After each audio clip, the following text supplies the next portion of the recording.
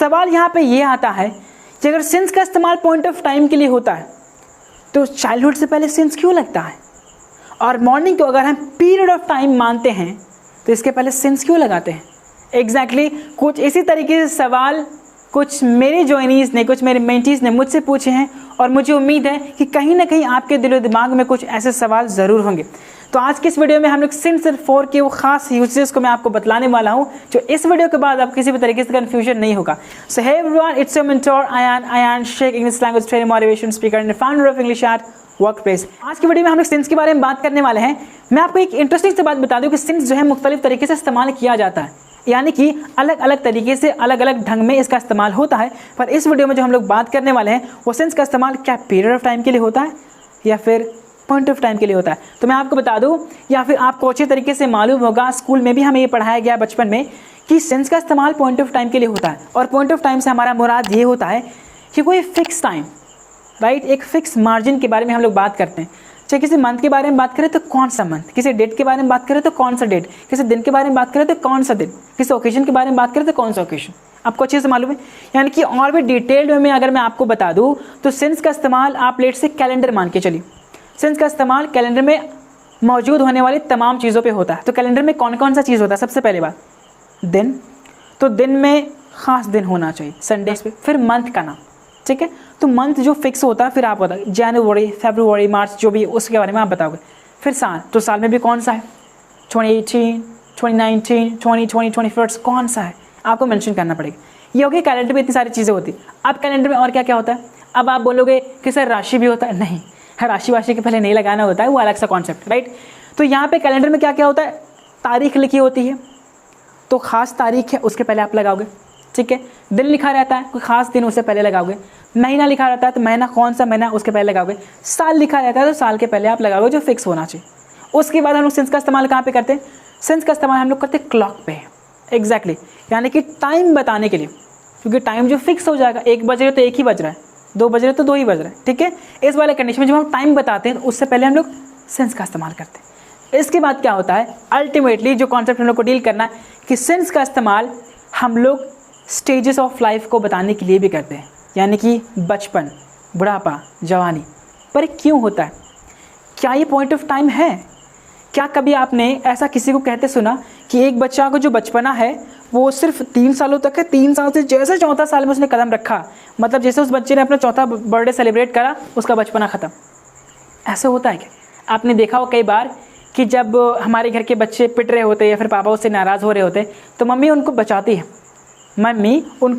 है, मतलब ऑफकोर्स हम लोगों को भी कई बार मतलब बचाया उन्होंने। तो उसके बाद वो पापा को क्या बोलते हैं कि इसे मत मारी, ये अभी बच्चा है। मतलब 5 साल में पिट रहे थे तो भी हम बच्चा हैं, 12 साल में पिट रहे तो भी बच्चा है, 25 साल की उम्र में भी आपने देखा हो कई बार कि किसी बच्चे से अगर गलती हो जाए तो उसकी माँ फिर बचाती है और वो कहती है छोड़ दीजिए ना, अभी बच्चा है।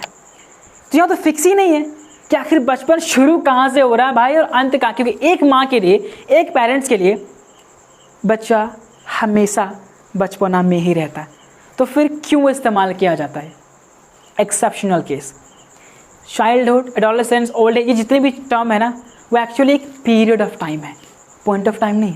फिर भी एक्सेप्शनल केस है यहाँ पे, और सिर्फ इसलिए सिंस का इस्तेमाल किया जाए। अगर मैंने यहाँ पे बोला ना कि मैं इंग्लिश बचपन से सीख रहा हूँ, यानी I have been learning English for childhood, नहीं होगा। क्या होगा? I have been learning English since childhood. ये चीज़ें क्लियर है। अब हम लोग बात करते हैं 4 के बारे में। तो 4 का इस्तेमाल भी हम लोग से के लिए करते हैं, और 4 का इस्तेमाल हम लोग ड्यूरेशन को बताने के लिए करते हैं, पीरियड ऑफ टाइम को बताने के लिए करते हैं। यानी कि मैं क्या बोल रहा हूँ कि अगर मैंने ये बोला कि मैं इस वीडियो को सुबह से शूट कर रहा हूँ, ठीक है, तो मैं यहाँ पे, हाँ, इस कॉन्सेप्ट को भी हम लोग समझ लेते हैं। मैंने आपको बात करा स्टेजेस ऑफ लाइफ के बारे में, फिर मैं आपको बता रहा हूँ तो पार्ट ऑफ द डे, जो पार्ट ऑफ द डे होता है, यानी कि मॉर्निंग, इवनिंग, ऐसे कंडीशंस पे यहाँ पे हम लोग सेंस का कंडीशन लगाते हैं।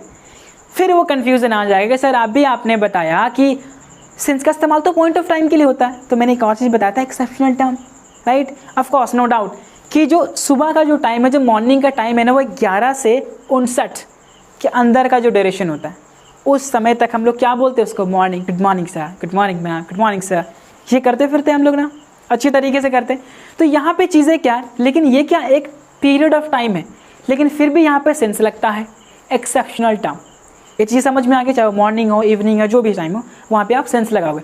तो यहाँ पे मैंने शुरुआत में क्या बोला था, I have been shooting this video for morning, ये गलत होगा। यहाँ पे कैसे इस्तेमाल करेंगे, I have been shooting this video since morning. Since का कॉन्सेप्ट आपको समझ में आ गया। अब दोबारा हम लोग आते हैं फॉर वाले कंडीशन में। तो फॉर का मतलब होता है से, इस वाले कंडीशन पे यहाँ पे जो हम लोग इस्तेमाल करेंगे।